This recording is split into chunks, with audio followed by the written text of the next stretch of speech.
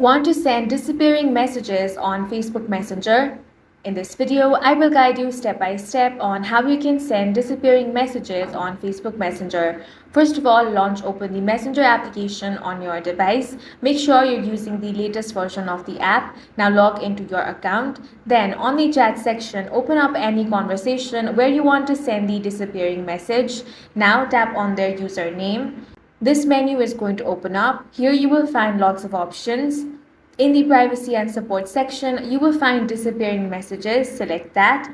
Now, if it is turned off, then you simply want to tap on the 24 hours option. Once you tap on this, the disappearing messages will be enabled. Now, messages will disappear after the selected duration, which is 24 hours. If someone takes a screenshot or screen recording, a notification will appear in the chat. And in this way, you can easily send disappearing messages on Messenger. And that's all for this video. If you found it useful, make sure to hit the like button and subscribe for more videos like this.